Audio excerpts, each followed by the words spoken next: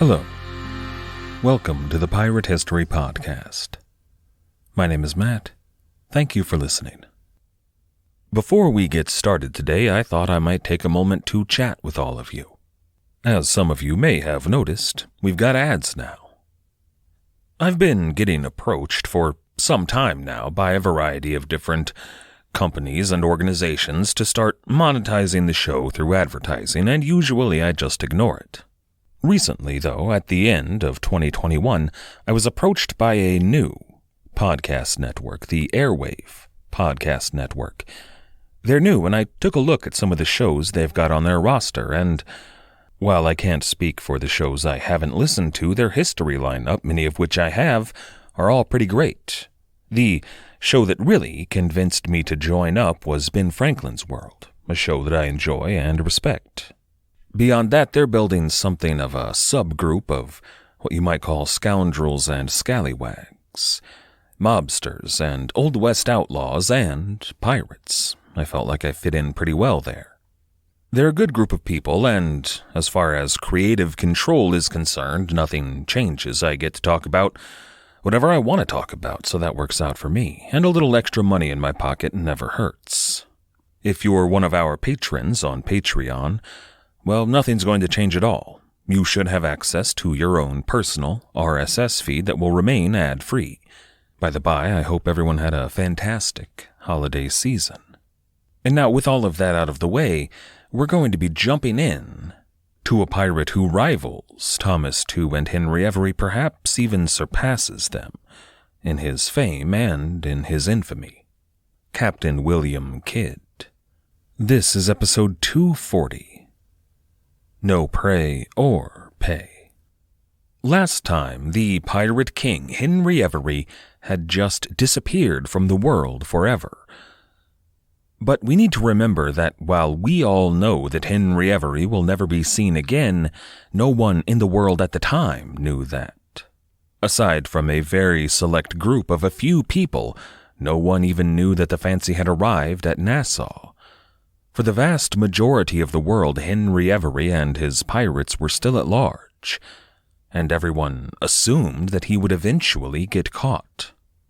So, in the episodes to come, I want you to remember that Henry Every here is Jack the Ripper, or D.B. Cooper, or Osama bin Laden. Well, actually, that's a bad example. We eventually got bin Laden. How about the Zodiac Killer? I'm trying to think of notorious fugitives here. The point is, though, everyone was still looking for Henry Every, actively searching for him. While we know that the manhunt would ultimately be futile, it was still very much on. And all of that is going to be very, very relevant to Captain William Kidd's life in just a few short months. When we last left Captain Kidd, he was in New York City. You'll recall that he was the new captain of the Adventure Galley. An Adventure Galley was a fine ship, I guess. Compared to the Fancy, well, we're not going to see another ship like the Fancy until we get to the Queen Anne's Revenge, and even then, I don't know that she surpasses. But Adventure Galley, remember, was not a pirate ship. She was a pirate hunting ship, and for that purpose she was pretty well suited. Adventure Galley was a galley. That means that she had oars, an entire lower deck devoted to oars and oarsmen. Now that does mean that the Adventure Galley was a bit slower. Even with all of the oars up, she would never be as sleek as a frigate or a sloop. But it also meant that the Adventure Galley could move at speed without the wind, or even if the opportunity arose against the wind. She was fast enough to keep up the chase in most cases, and when the wind died down, she would always be able to catch up. Beyond that, the oars gave the Adventure Galley a specific advantage in firing positions. They would be able to take a position relative to the ship they were chasing in which that ship could not fire at them, but they could fire all day long at the pirates. It was a fine ship for pirate hunting. Now, the fancy would probably give her problems, at least in her prime. But that wasn't officially who Captain Kidd was supposed to be after. In that letter of marque, William Kidd had been charged by God, king, and country to hunt down Thomas Tew, who was dead by this point, John Ireland, Thomas Wake, who was also dead, and William May. Now, by the time Captain Kidd actually got down to the business of sailing after pirates, Henry Every was public enemy number one. He was assumed to be added to the roster. But of course, by the point he actually did get to sailing, the fancy was dismantled in the port at Nassau, and Henry Every had disappeared. After Captain Kidd bought his ship in London and collected his letter of marque, he gathered a crew of the best that London had to offer. Now, these weren't the best of the best, This was 1696. England was at war, so the best of the best were all sailing for the Navy, but it was the best that was available at the time, so a fine crew nonetheless. But we'll also recall that all of the skilled crewmen on board the Adventure Galley were taken from that crew before she even departed English waters. A Navy ship showed up and commandeered all of these sailors for service in the Royal Navy. Now, this happened due to two major factors. First, William Kidd made a bit of a nuisance of himself in London and was heard very vocally and loudly insulting the Navy. But second, there were the political issues at play here. Now, I don't want to delve too deeply into politics in England in 1695, at least not yet, but it was complicated. King William called a new parliament in 1695, and in fact, he was compelled by law to do so. An Act of Parliament back in 1692 had decreed that the king must dissolve Parliament every 3 years and call new elections. And that's pretty great as far as things like democratic progress goes, because the king was no longer in charge of Parliament. But it does mean that politics as we know them today, with all of the deadlocking and power-grabbing and corruption that we know and love, well, those politics were going to begin to play a real role in the story of pirates and piracy. It can perhaps be felt first here in 1695. See, the Whigs were divided in 1695. Most of Captain Kidd's backers, those who had signed on to his little venture, well, they were majority Whigs. They were pro-war, pro-William, just on board with everything. But the admiral allegedly behind requisitioning those seamen that had been on board Adventure Galley, well, he was a Whig, but he was what they called a country Whig, and an opponent to the Whig majority. The end result here, though, is that Captain Kidd had to cross the Atlantic with not the best that London had to offer, but the dregs of London and the Navy. When the Navy did eventually replace those sailors on board the Adventure Galley, they were replaced with old, scurvy-ridden drunks, men that the Navy did not want. And honestly, neither did Captain Kidd, but he didn't have much choice here. So Adventure Galley limped home to New York. Now, of course, New York would normally have been a great place to take on crewmen for any kind of privateering voyage. It was a home to all of the pirates and privateers of the Atlantic world, right? But there were, again, two major issues. First, most of the privateersmen and pirates that normally called New York home were, right here in 1695, very far from home. Most of them were already in the Indian Ocean with other privateering cruises, or they were hiding out after all of those piracies the previous autumn. They had been members of Thomas Tew or Henry Every's crew, but they weren't in New York. So it was slim pickings in the spring and summer of 1696. So many men who might have sailed with Captain Kidd were in Madagascar or Carolina or Brazil or anywhere that they might be able to hide out. But even more important was William Kidd himself. He was offering a privateering voyage, and that was usually a lucrative job opportunity that any sailor worth his salt would jump at, but Captain Kidd's voyage did not have the same kind of benefits package that most privateers offered. You know, those privateers here in the 9 Years' War were usually authorized to attack the French, but William Kidd was not. His letter of marque ordered him only to hunt pirates. But that's not to say William Kidd couldn't get away with it. In fact, on the voyage to America, the adventure galley had attacked what they called a French banker, which actually meant a small coastal fishing craft. That's the kind of bank in question, not a money-lending operation. But Kidd could, if he so chose, attack the French from time to time, but his job was to hunt pirates, and that's kind of the opposite of what all of these New York privateers were looking for. What they really wanted was a ship that was licensed to attack the French, but was certainly willing to attack Mughal shipping, or even, should the opportunity arise, Dutch or English shipping. They were looking for pirate ships that offered booty and plunder that would offer them a ton of money. But, they would take an actual privateer ship because they did offer booty and plunder of their own. But William Kidd was neither. Now, of course, most self-respecting seamen would accept a job that offered a decent wage.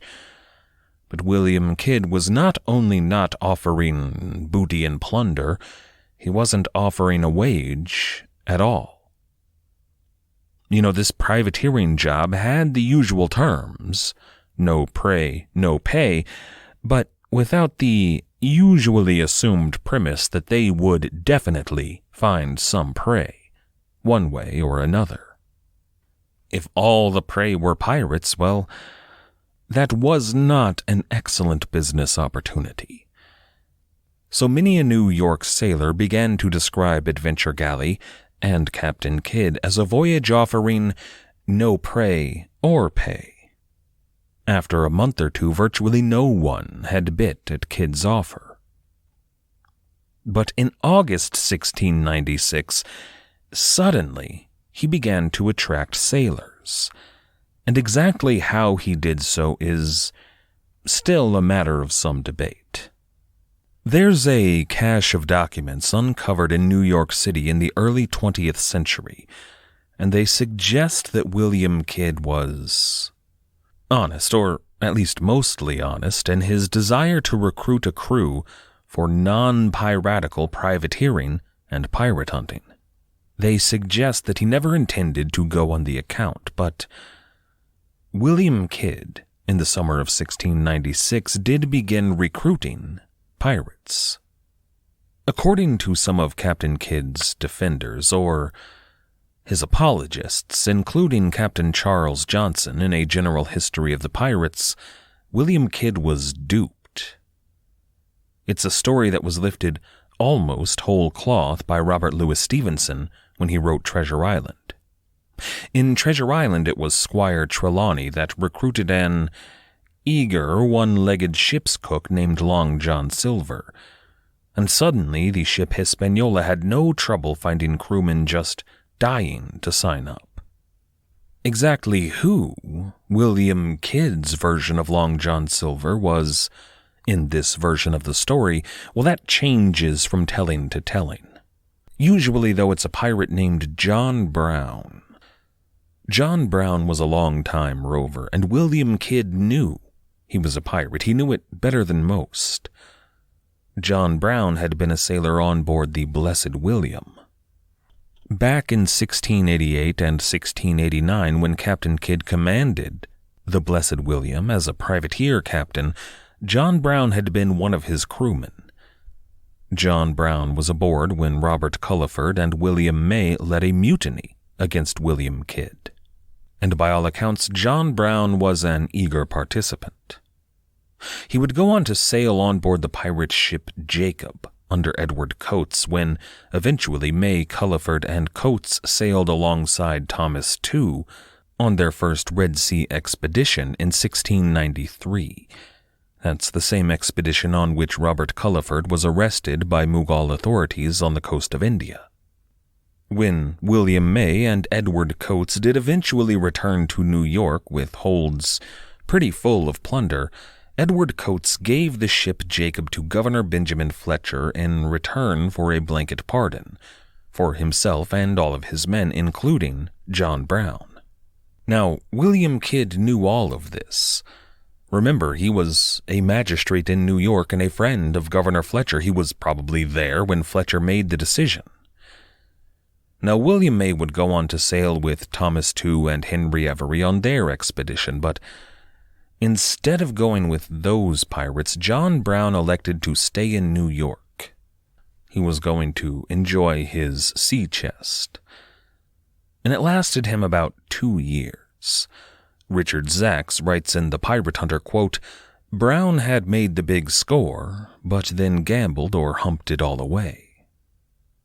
Keep in mind, though, that John Brown, when he returned from that first expedition, had enough to buy a modest piece of property somewhere in rural New York and to start a business or a nice little family farm or any of a dozen different choices, but he didn't choose any of those. Instead, he gambled or drank or humped his money away, and when it ran out, he signed up with Captain William Kidd. Most of the pirates who are about to sign up for the Adventure Galley can be traced back to John Brown in one form or another. We're going to meet a lot of them over the weeks to come, but most notably today, I want to mention a young man named William Moore. William Moore was also a very well-known pirate. Now, he missed out on that first expedition in 1693 because he was in a Carolina prison for acts of piracy, and he missed out on that 1695 expedition with Henry Every because he was in a Barbados prison for acts of piracy. He wasn't very good at getting away with it. But none of those offenses were ever bad enough to get him hanged. Usually the government just found him suspicious thanks to a surprising amount of money for such a haggard and disreputable-looking individual. So they would seize his funds, throw him into jail, and let him out in a few months' time. Now, John Brown signed on as pilot of the Adventure Galley, an important position, but he knew the job of privateering, and he knew the Indian Ocean, which was very important. He knew where pirates congregated, where the winds would carry them. He was really the best choice for the job, except for the whole "he was a pirate" thing. William Moore signed on as a gunner, and most of the other pirates served in similarly dangerous and violent jobs on board. Their job was to do pirate stuff. And as we said, John Brown is often painted as the Long John Silver figure, but Captain Kidd was no Squire Trelawney. He wasn't duped into hiring a nefarious pirate. He knew who he was hiring full well. He knew who John Brown was and William Moore and all the scallywags. He knew they were pirates. The question is, though, the question before the court, did William Kidd sign them on with the promise of piratical plunder, or did he think that he could keep them in line? Older sources tend to have one take, but the modern consensus seems to be that William Kidd really did think they would toe the line on board Adventure Galley, that he, in particular, had what it took to make the pirates toe the line. He didn't. And it's important to remember here that the majority of the crew were not pirates. There were a few, but there were even more men on board the Adventure Galley that William Kidd knew to be loyal men. The most loyal of these was William Kidd's brother-in-law, Samuel Bradley. Now, Samuel was only 21 in 1696. He was a young man, but he and Kidd were really family here. Of course, they were family. They were brothers-in-law, and Samuel introduced William to his wife, Sarah Bradley, but they do seem to have been close regardless of that. Very much a little brother for Captain Kidd. And William Kidd had at least 13 others that were loyal friends in New York. He had more than that, but 13 are going to stay loyal. So you've got roughly equal parts loyal friends and pirates. That amounts to maybe 30 men, all told. The rest of the crew, though, was neither. A fair number of them were just career sailors, men who knew the job. They'd served on privateers before, absolutely. They'd served on merchant vessels and fishing ships and all manner of craft. They knew knots and rigging and wind and water. They were just professionals, and for the most part honest. But then you've got the landlubbers. There were a decent number of young men and boys that ranged between about 12 and 20 who were signed up for the adventure galley even though they had no seafaring experience. Now I say they were signed up, not that they did sign up. A few of these men did sign up of their own accord. Take, for example, Benjamin Franks. Franks came from a prosperous Jewish family in New York, a family of jewelers that also ran the main goldsmithy in town. Now, they were an important and influential family. All the best people, including Sarah Bradley Kidd, got their jewelry from the Franks. But Benjamin was a bit of a black sheep in the family, and more or less he had been kicked out, so despite a complete lack of seafaring experience, he signed up with William Kidd. There were also John Burton and William Wakeman, a pair of journeyman cobblers in New York that put their shoemaking business on hold so they could join up. It was a rare opportunity, financially speaking. But most of the landsmen on board Adventure Galley were not there of their own free will. Kidd let it be known that the masters of any indentured servants who signed up their servants would be paid fully half the winnings of that servant ahead of time. Now this was dirty. Some of those servants, more than a few, were almost done with their indenture. They had a couple of months left, and then their masters gave them away and effectively extended their indentureship by over a year. If the profitability of this investment was about to run out, why not make a quick bit of profit here at the end? What's more, though, these indentured servants were not necessarily to be paid. Kidd would pay their half of the expected winnings up front, but the agreement usually read that these men would be paid their half of the share only if they proved their worth. William Kidd, in these shady deals, secured a fair amount of what was essentially slave labor. Men who didn't need to be paid, but he did so for a much cheaper price than he would have paid for actual slaves. This group included men like Saunders Douglas, who was a teenage servant to Michael Hawden, a vintner in New York, who sold him off. There was Patrick Drimmer, Micah Evans, and Samuel Kennels, who were rented by their master from Philadelphia. And there were a few boys on board as well, young boys, serving as apprentices mostly. There was Robert Lamley, a 12-year-old boy serving under the cook, Abiel Owen. And this was a common position for ship's boys on their first voyages. The cook on board needs someone to do the prep work, and a cook's apprentice can learn the ropes, literally speaking, learning the ropes, while being unable to really screw anything up too badly aside from maybe burning the dinner. But there was also William Jenkins, a 14-year-old boy who served under the chief mate, George Bolin. Bolin was another of those friendly allies to William Kidd, both on board and in New York. And the actual role of the officers is unclear here, at least to me it is. A chief mate is usually the same role as a first mate, that is to say, a second in command, but on most privateer ships and on all pirate ships, the quartermaster is second in command. And here on the Adventure Galley, the quartermaster was Hendrik Vanderheuvel, one of only 2 men of African ancestry on board, but I can't decipher who actually outranked who here. And of course, the makeup and mission of the crew is going to change partway through the voyage, so it's possible that it started one way and then flipped halfway through. The third ship's boy of note was Richard Barleycorn, also 14 years old, who served as Captain Kidd's apprentice. And, we call him an apprentice, but he was a gopher. He was running messages and taking orders around and getting William Kidd's dinner, just Jon Snow serving the Lord Commander kind of stuff.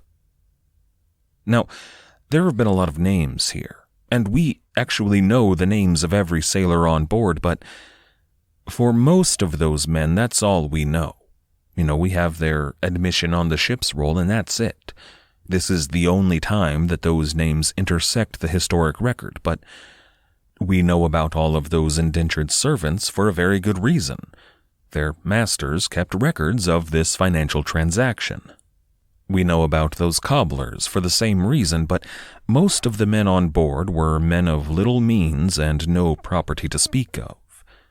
They don't appear on tax rolls or land deeds or usually in marriage certificates or birth records, unless they were notorious for other reasons, such as already being known pirates. For most of the crew, nobody knows anything about them. But there are a few other notable exceptions to this rule. We could take, for example, Darby Mullins, an Irishman born in Londonderry in 1661. Mullins was kidnapped from his home in Ireland by English sailors, and this was a particular type of sailor who specialized in taking young Irishmen from their homes and selling them in the colonies. This was a thriving business back in the 1660s. Darby Mullins, as were many other young men in his position, were sold off in Port Royal, Jamaica. He worked as an indentured servant for 4 years, and upon his release he took a job as a dock worker until, in 1692, Port Royal was destroyed. There was that devastating earthquake. But Darby Mullins was one of the first to open up a tavern in the newly founded Kingston, and apparently he did well enough to marry and buy a little property, but a few years later, for reasons we don't know, he and his wife relocated to New York City, and shortly after arriving in New York City, Darby's wife grew ill and died. This was 1696. We can imagine that Darby Mullins was devastated. He was 35 years old when he sold his house and signed up with Captain William Kidd. This was the crew. They weren't all hardened pirates, they weren't even all sailors. But you've got this very large number of disenfranchised men, of angry indentured servants, of black sheep, of people who had lost everything. You've got impressionable young men. You've got a quartermaster of African ancestry who was very likely disrespected and perhaps even abused by the very men he was supposed to oversee. These men were not pirates, not yet, but they were exactly the kind of men who might just listen when someone like a John Brown began to talk about mutiny.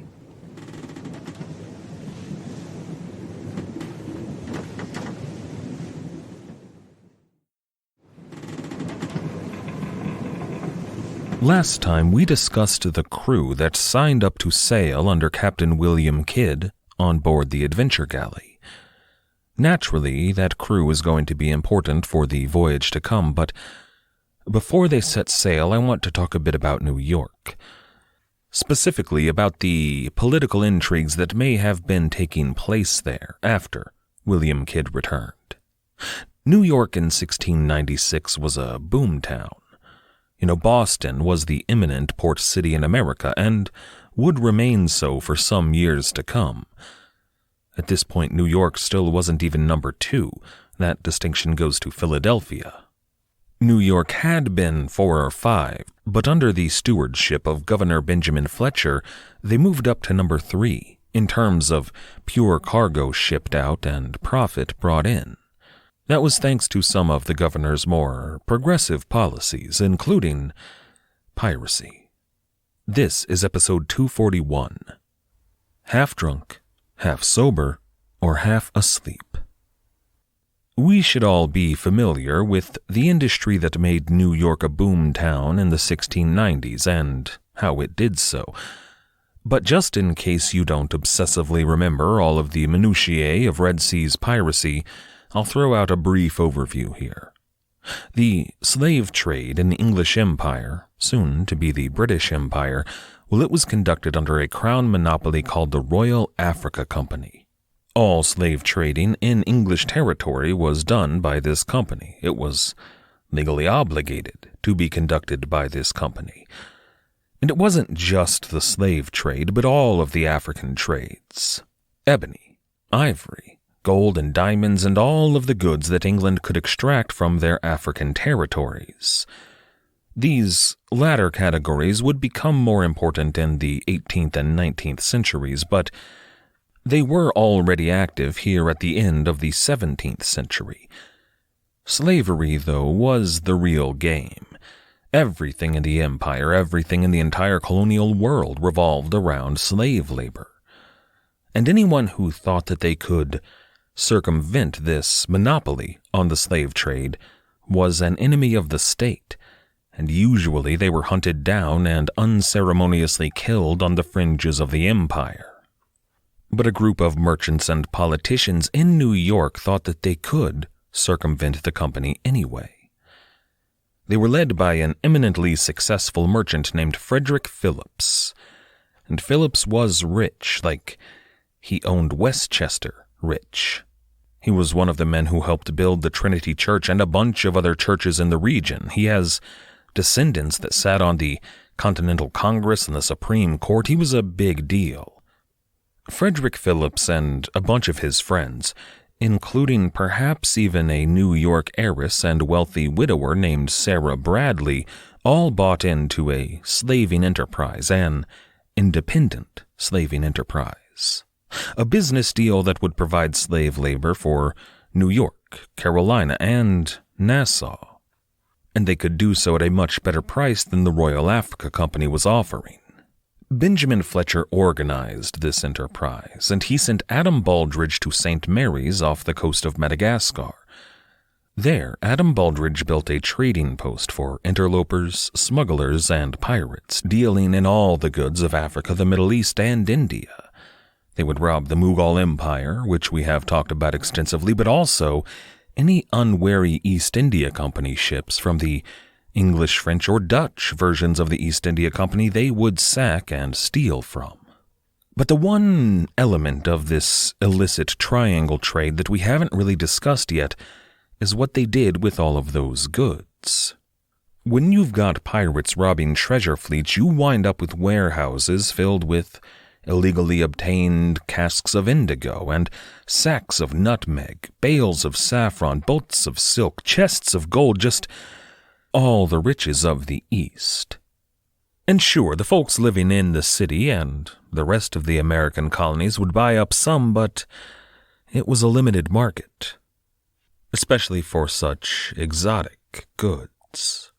Instead, merchants like Phillips, who had armadas of trade vessels, they loaded their ships up with all of that contraband cargo. They had their agents fill out falsified logs and trade records, and they sent those ships off to Europe. And I'm trying to figure out how to break this next bit down simply, and I came up with this. It's complicated, but try and keep up. Germans did not like Italians. The more complicated version goes something like this.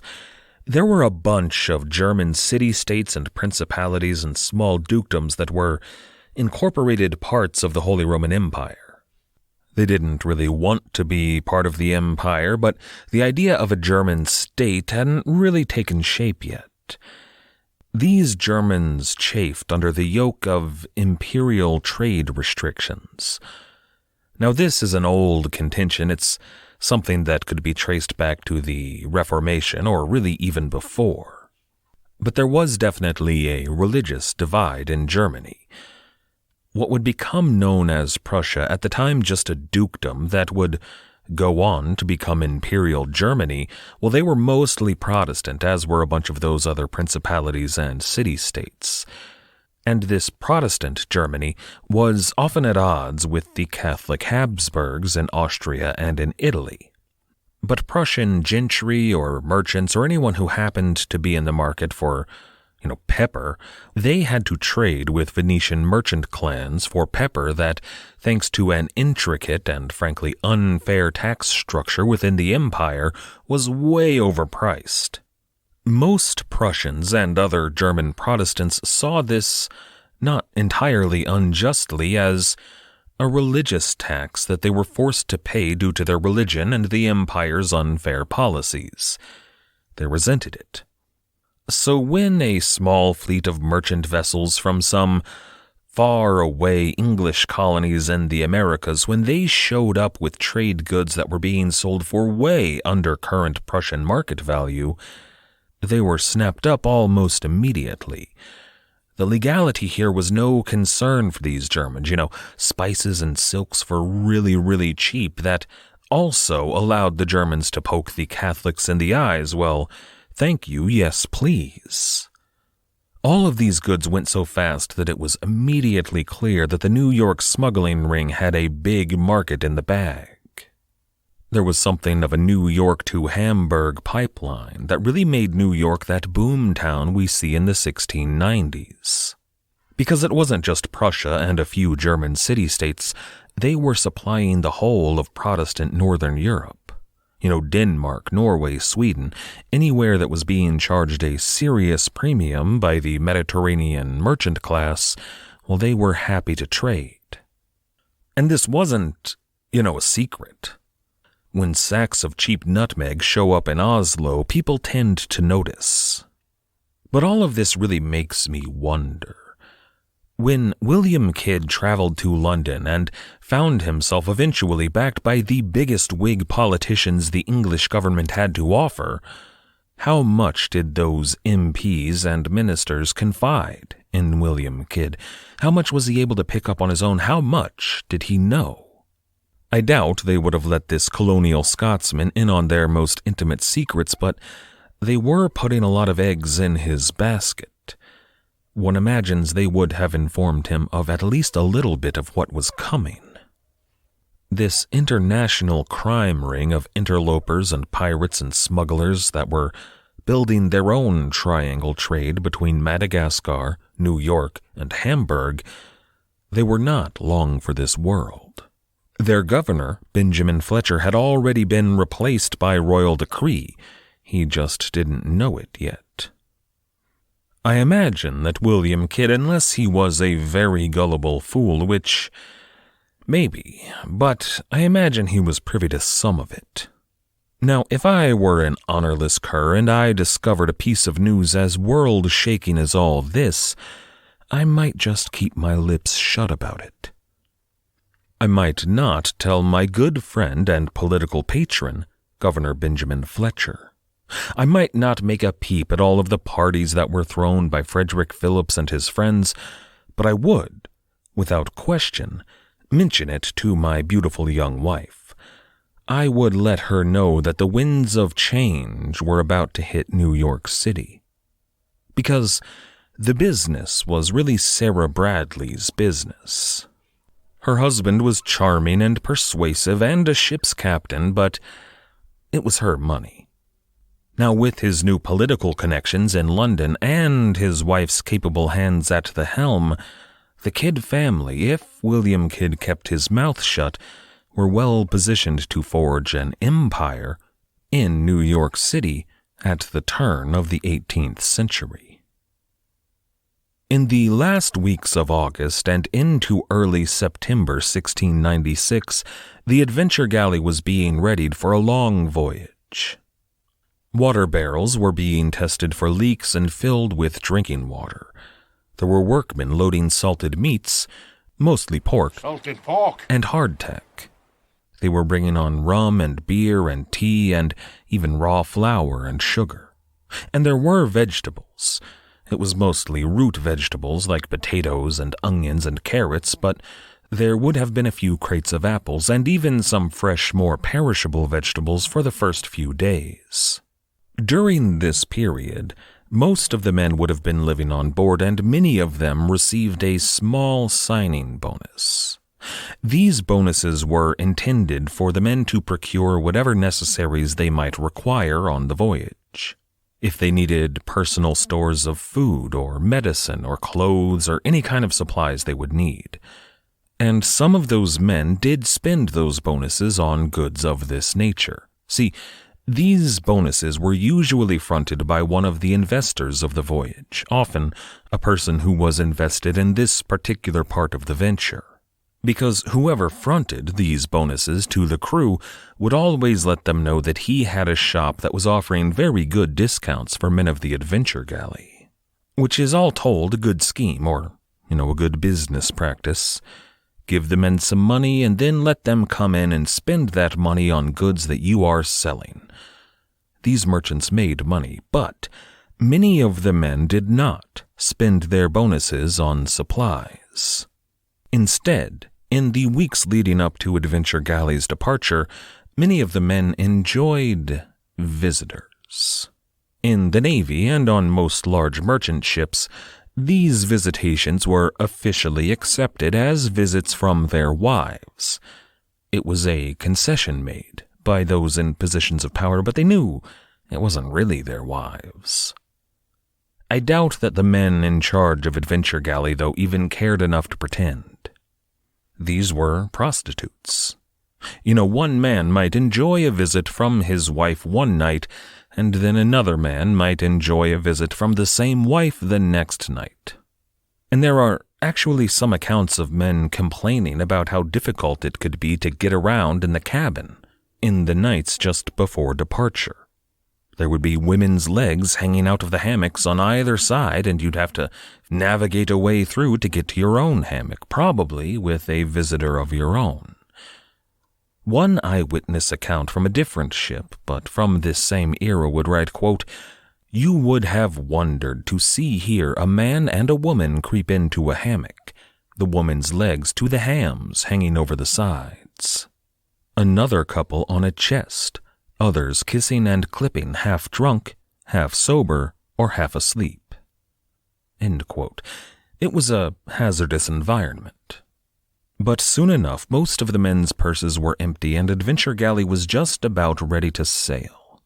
In The Pirate Hunter, Richard Zacks writes of Captain Kidd's last days in New York, quote, "On September 1, Kidd decided that it was time to live on board the Adventure, to oversee final preparations. He had to leave his cushy confines on Pearl Street. Kidd's eyes recorded the walls of his home. He sat one last time in the living room chairs. He ate one last meal in the dining room. He joined his young wife in the bedroom one last time. The farewell must have been difficult, because subtle clues, such as offhand comments from neighbors and friends, point to William loving Sarah very much, and Sarah returning that love. They knew that they would not see each other for at least a year and a half, if ever again." End quote. An ominous passage, but there is one line there that I would like to clarify and expand upon. It is certainly true that there was one night that was William Kidd's last night with his wife in their bed, but that isn't to say that Sarah Bradley did not spend some nights on board the ship. This is something you see a lot of when the men are actually married, especially among the officer corps, on Navy ships and the like. Your husband is sleeping all alone on a ship that is literally crawling with other men's wives. Wives who had only been paid for a limited time, not for the whole night, who were liable to drum up more business while they were there. Many actual wives found it prudent not to leave their husbands alone in such circumstances, but beyond that, it was a night away from home. The kids are with the nanny. You're out on a ship rocking back and forth, and if he has his own little cabin lit by candlelight, well, it's a romantic evening. But finally, the adventure galley was ready to depart. That morning the dock was already crowded. Governor Fletcher was there to see Kidd off, as was Sarah Bradley and all of the other wives of men on board, not to mention the children and any other family members who may be in town. And then there was the magistrate in full robes and a powdered wig who was there to read out loud the letter of marque from King William to William Kidd. The captain of HMS Richmond, a Royal Navy man-of-war stationed in New York Harbor, was also there to add his own gravitas to the occasion. The men of the adventure galley lined the rail to see this assembled crowd. One young sailor on board, a Joseph Palmer, would later say that he stood at the forecastle better to see the crowd that had assembled for them. The captain, in a brilliant hat, stood on the quarterdeck, that raised deck to the aft of the ship, not so he could better see the crowd, but so that the crowd could better see him. While that magistrate read out his letter of marque, he smiled and he waved at the crowd. Once the recitation was over, William Kidd gave an order. William Moore, a pirate who was serving on Adventure Galley as chief gunner, parroted the order. All of the big guns had been loaded with powder, but no shot, and they fired off a salute to New York, to England, and to God. Fort William, guarding the harbor, returned the salute, as did HMS Richmond. And with that, the adventure galley opened up her sails and moved out of New York Harbor into the open Atlantic. Their plan was simple. Adventure Galley would make for South Africa, where the English had a settlement.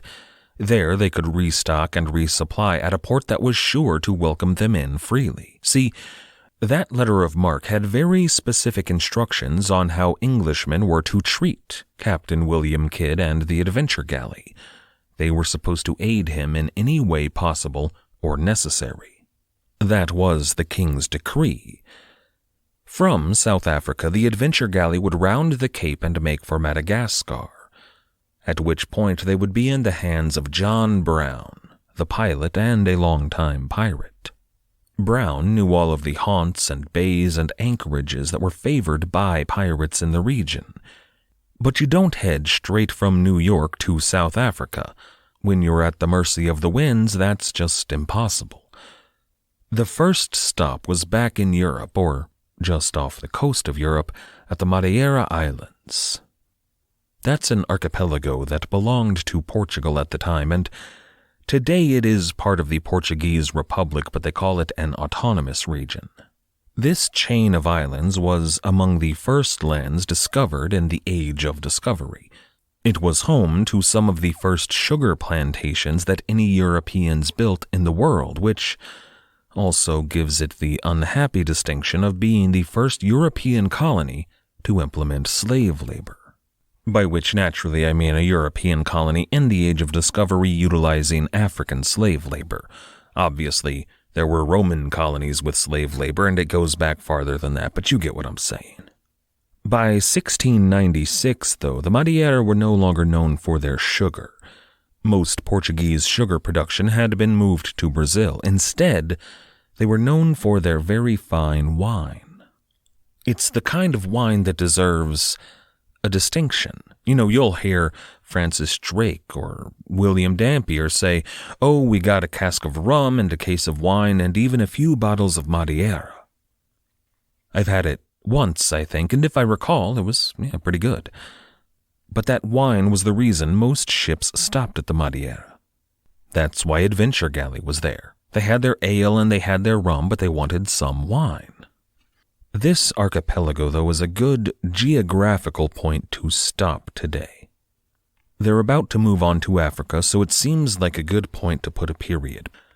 Next time, Captain Kidd makes his way down the coast of Africa to the Cape of Good Hope.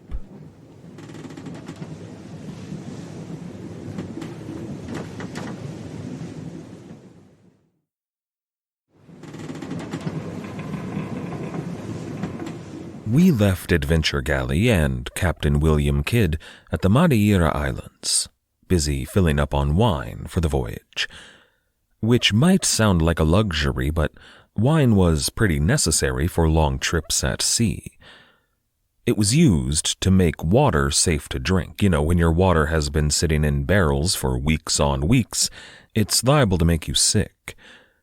Now, beer seems like an obvious solution to this problem. A 2% beer will kill the bacteria, and it was used in this situation, but this was before the common use of hops or modern carbonation techniques. Beer got really stale and flat after a while, and the longer it sat on board a ship, the higher the probability it would go bad. And yeah, there was rum, which was a fine option for purifying one's water, but, even diluted rum was pretty strong. If you're a ship's captain, do you want a bunch of sailors probably disgruntled about this or that, men who hold your very life in their hands on a daily basis? Do you want them to be consuming rum, even diluted rum, every time they get thirsty? And then, of course, we can't discount the taste factor. Wine is delicious, even watered down. Last time I went camping, I had a canteen of water and a wineskin full of the cheapest wine available. Naturally, I also brought a case of beer and a small bottle of rum, as well as some limes. I had not originally intended to drink all of these mixed into one beverage, but I started thinking about what pirates were wont to drink at sea, and I gave it a shot. Water, rum, wine, beer, and lime juice, and boy howdy, it was delicious. So delicious, in fact, that I got way more drunk than is advisable when you're sleeping in a hammock outside in Black Bear country. But I will say this for it, I didn't get a hangover. Most of my drinks were about 50% water. And I should mention that I've been playing some Red Dead Redemption 2. Fun game, but I find myself in regular everyday speech and when writing an episode using phrases like boy howdy. Unironically, it's just kind of happening to me. So I'm going to try to avoid calling pirates ornery, but, I can't make any promises. Today, though, we're going to stay with the crew of Adventure Galley while they are at the Madeira Islands. Now, there's not much story to tell there. They were buying wine, but there is something very important we need to talk about before moving on, and that is Captain Kidd's pirate code. This is episode 242, A Private Man of War. You may recall that back in London when Kidd was hunting for a job, he accepted a really horrible contract. That contract got him his ship and his commission, but the terms were not favorable. And there are 3 relevant clauses from that contract I want to mention here. First, William Kidd was required to return the investments made by all of those prominent and influential men in London with a payment of a full £20,000 sterling. It was estimated that he could make that money with the capture of a mere 2 pirate ships, which isn't impossible, and then any other pirate ships that he happened to capture, well, that would be pure profit, right? But even 2 pirate ships in the vastness of the Indian Ocean is a tall order. And if William Kidd failed to hand over £20,000 sterling, he was going to be thrown into a debtor's prison to rot for the rest of his life. That's a hard pill to swallow. But second, well, that's where the real shenanigans come into play. That clause required Captain Kidd to take all of the cargo that he captured from the pirates, not to London, despite his letter of marque from the king, but instead to Boston, where it would be assessed by the Admiralty Court under Lord Bellamont, who was soon to be the governor of Massachusetts.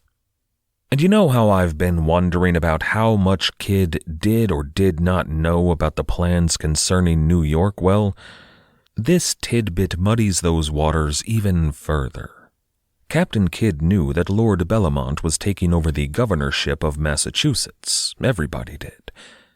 And thanks to that clause in that contract, he knew that they were cutting the king out of the deal. And I'm sure this colonial Scotsman was really broken up about that fact. But I wonder if it crossed his mind that this was kind of a raw deal for Governor Benjamin Fletcher. Fletcher was an old friend of his, and this clause cut Benjamin Fletcher out of the equation entirely. In fact, it went a step farther than that. Captain Kidd's entire mission in the Indian Ocean was to hunt down pirates, right? But most of those pirates, those named on his letter of marque, were Benjamin Fletcher's men. In a certain light, it looked like Captain Kidd had been tasked with destroying that illicit triangle trade and replacing it for not Governor Fletcher, but Lord Bellamont. And you do have to wonder how that news went over with Ben Fletcher. Whatever else Kidd may or may not have known and may or may not have told his friend, Benjamin Fletcher knew that this was Captain Kidd's mission. I suspect that it was a bit disheartening, but with enough forewarning, Governor Fletcher probably thought he had the time to make some adjustments and hopefully come out on top. And who knows, those adjustments might just have done exactly that, except for the fact that Benjamin Fletcher was about to be replaced. But then, third, in that contract signed by William Kidd, the big one, the clause that really concerns us today, that contract mandated that only 25% of all proceeds collected would go to the privateer crew. All of this was debated and negotiated and agreed upon by a group of men back in England. All of those Whig lords we've been talking about, namely, relevant to today's story, were Robert Livingston, Lord Bellamont, and William Kidd. They all signed that same contract, but it was laughably low. Laughably out of touch. It's madness. It's the kind of deal that would get officers killed. I mean, it would be like if, hypothetically speaking, in an imaginary sci-fi dystopia, housing costs and the cost of food and healthcare and education was raised thousands of %, and yet the average wage stayed stagnant. If, say, a group of ancient lawmakers in that dystopian society gave themselves almost annual raises while refusing to raise the minimum wage for decades, and yet they also agreed to give tax breaks to billionaires going to fucking space. But William Kidd had an ace up his sleeve. Okay, I didn't mean to do that. You know, an ace up the sleeve is a poker reference which could be construed as an Old West reference, but that was not my intention. It's just how I talk now, apparently. That ace up his sleeve, though, was another contract, a private contract that was ready to sign. Not a contract for Robert Livingston and Lord Bellamont. Instead, they were the Articles of Agreement, William Kidd's pirate code for the adventure galley. Richard Zacks tells us that these articles were signed on the 10th of September, 4 days out from their departure at New York City. The articles were read out loud on board so that all of the men could discourse about their thoughts, and then each member of the crew was brought into the captain's cabin where they could discuss and ask any questions they might have, and then sign. Most of the men just signed with an X, but that was still binding. And it's worth noting here that there was actually another ship sailing with the adventure galley. It was a sloop of war called the Pelican, a small craft, but to support the adventure galley in her adventures. We don't need to worry a whole lot about the Pelican, but it was there and it would play a role in the voyage to come. Here, though, I'd like to read some of the more interesting and relevant clauses from William Kidd's Articles of Agreement. Richard Zacks breaks these down into certain categories. For example, the incentive bonus. Quote, "A man who shall first see a sail, if she be a prize, shall receive 100 pieces of eight." End quote. There's also a workman's compensation bonus, that if any man shall lose an eye, leg, or arm in the use thereof, shall receive 600 pieces of eight, or 6 able slaves. Under discipline, he has a few. quote, that whosoever shall disobey command shall lose his share or receive such corporal punishment as the captain and major part of the company shall deem fit. But that's an important bit. Captain Kidd did not have absolute authority over punishment of his men. By major part of the company, they mean a majority vote. The articles also read, that man is proved a coward in time of engagement shall lose his share, and that man that shall be drunk in time of engagement, before the prisoners then taken be secured, shall lose his share. What they're saying there is that if they take a ship, but before all of the prisoners are stowed away, and he gets drunk on, say, a bottle of rum he finds in the hold, he'll lose his share.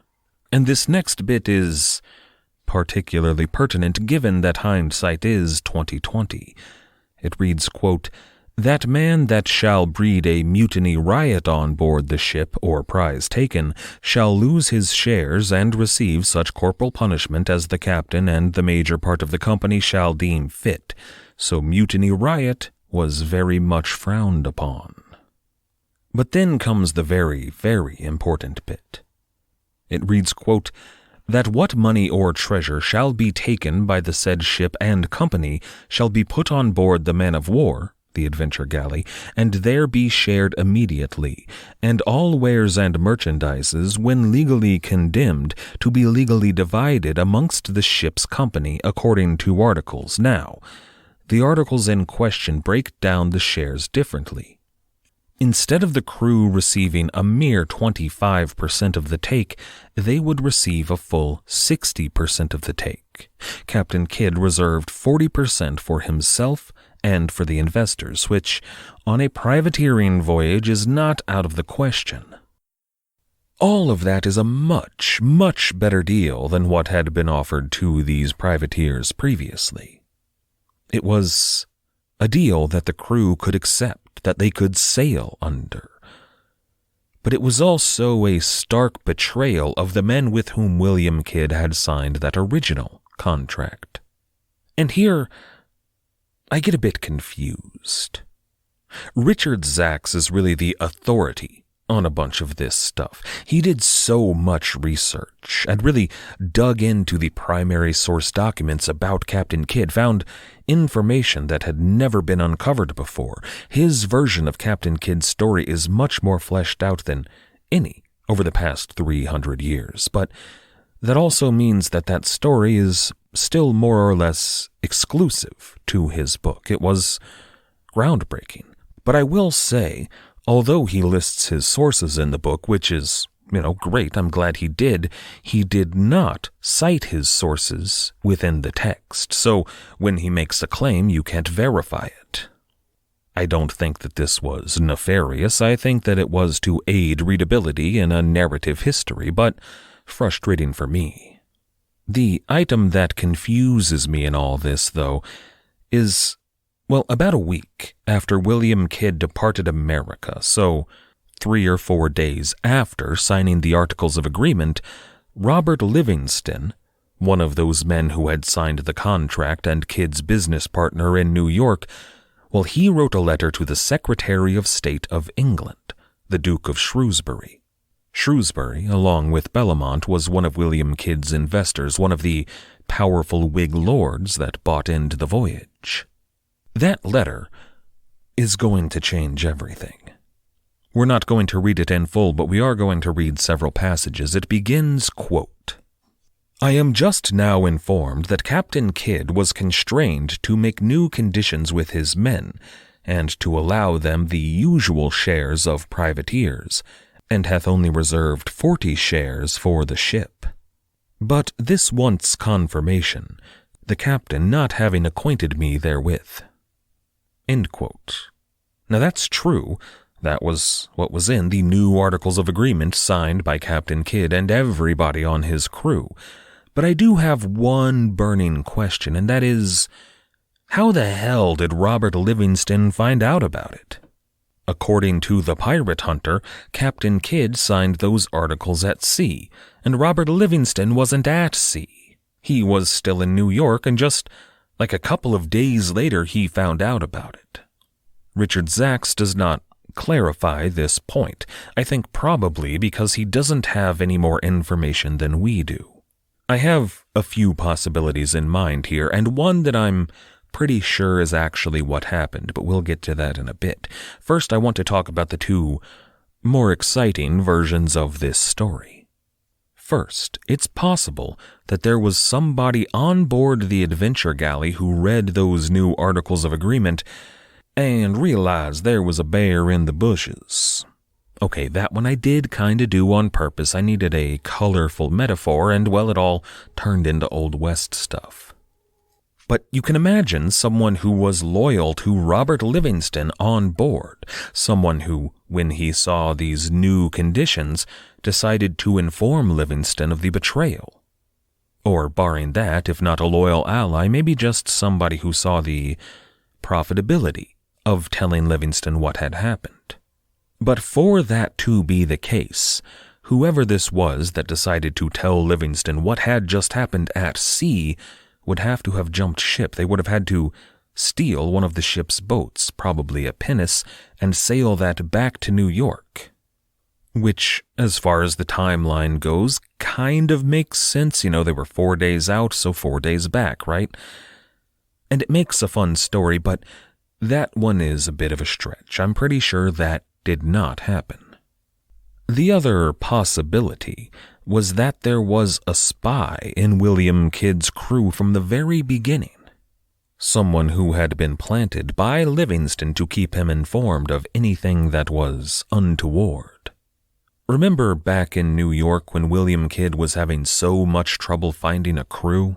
He had that absolutely abysmal contract and nobody wanted to join. But then come August, all of a sudden, John Brown, notorious pirate, signed up for the adventure galley, and a bunch of other pirates started signing up, and then a bunch of regular sailors. It was a sudden, shocking flood.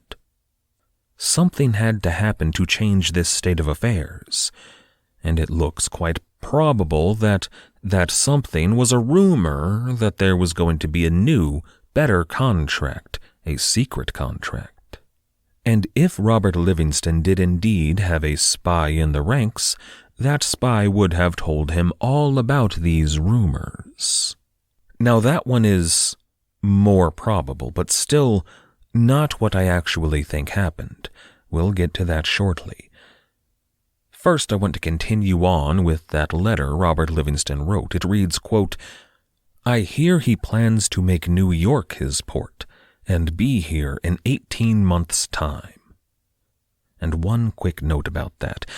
This is by no means conclusive, but that suggests to me that William Kidd was not privy to future New York gubernatorial politics, that he didn't know that that shift was coming, that Fletcher would be ousted in favor of Bellamont. It sounds to me that William Kidd may have been planning to betray that bit where he was supposed to take his cargo to Boston. Instead of taking all of those goods to the Admiralty of Lord Bellamont, he was going to take them to the Admiralty Court of Benjamin Fletcher. Which makes sense. Lord Bellamont was a by-the-book kind of guy, while Benjamin Fletcher would give him a more sympathetic hearing about those goods. And I know that all of this might seem kind of superfluous, but trust me here, all of this matters. Especially in about 3 years when these questions are going to decide William Kidd's fate. That letter continues, "I am therefore of the opinion it would not be amiss if your grace and the rest of the owners," by which he means the men who owned the adventure galley until Kidd paid them their 20,000, "do take care that the governors upon the Main and the West Indies, that if Captain Kidd on the adventure galley should come there, to take care that the ship be seized and that the owner's interests be secured." End quote. I find it interesting that Robert Livingston assumes that he's going to be going to the West Indies or the Spanish Main. But, we deal in shades of gray a lot around here. It kind of goes with the territory when you're talking about pirates or really any other outlaws or violent criminals. This one, though, gets kind of complicated. Richard Zacks writes, quote, Devious Livingston almost certainly knew about the change in shares. He was merely double-crossing his friend. End quote. Now, we treat most of the pirates we talk about as the protagonists of our stories. From that perspective, this was a betrayal by Robert Livingston, but I don't think it should be. I mean, William Kidd signed a document with Robert Livingston and a group of wealthy, powerful English politicians. Livingston's name graced those pages, and, moreover, Robert Livingston introduced William Kidd to that world. He facilitated the deal. And then William Kidd threw that contract in the garbage. He changed the terms. This left Robert Livingston with few options, and it's here that I'd like to discuss what I actually think happened, how Robert Livingston learned of Kidd's decision. I think it's probable that William Kidd, while in New York, let Livingston in on the plan. Let him know that he had new articles of agreement drawn up, articles that would make him and the entire crew and Livingston, should he agree, more prosperous. I suspect that Livingston knew about it as soon as William Kidd decided, but that put Robert Livingston, a man of means and property, in a really tight spot. When this revised agreement came to light, the English Secretary of State and the new governor of Massachusetts and all of their rich buddies who were in on this deal, well, they would certainly remember that Robert Livingston was the man who introduced them to William Kidd. They would almost certainly assume that Robert Livingston knew about this revised pirate code. Even if Robert Livingston denied it, he was still likely to swing well before they even found William Kidd. I don't see this as a devious Livingston backstabbing his friend. I see this as Robert Livingston realizing that he'd fallen in with a low-down, double-crossing, yellow-bellied con man. But Livingston was saving his own hide. It wasn't a betrayal, it was survival. By turning William Kidd over, by announcing his betrayal to the world, he's not just securing a return on his investment, he's also ensuring that he doesn't hang. And make no mistake here, Captain Kidd, for all of his fame and infamy, is not one of the great pirate captains. Whatever the contemporary newspapers may have said, whenever they put him on a pedestal next to luminaries like Henry Every, Kidd was just a low-down, dirty, rotten scoundrel, and not the cool kind of scoundrel. We're talking about a slimy snake in the grass. God, I can't get away from the Old West. But, that letter concludes, quote, Captain Kidd's mission is to go chase pirates, men who would rather die than surrender. He is to travel in a lone ship manned with a desperate crew, some of whom are former pirates. His ship's articles do not allow him to punish his crew except by vote of the entire crew. As a private man of war, he will be deeply distrusted by the Royal Navy. As a commercial rival, he will be despised by the English East India Company. He is a Scot, lording it over an English and Dutch crew. Once he rounds the Cape of Good Hope, he will find no welcome ports of call except pirate ports. On the immense Indian Ocean of 28 million square miles, he must find some of the 5 currently active European pirate ships, many of them carrying relatives of his friends and his crew. And he has a 1-year time limit and some of the most powerful men in the world waiting for him to return. It would be a fool's errand, except for the treasure. End quote. And that's where we're going to leave it today. Adventure Galley for all of today's episode has not moved. They're still filling up on wine. But all of this is important.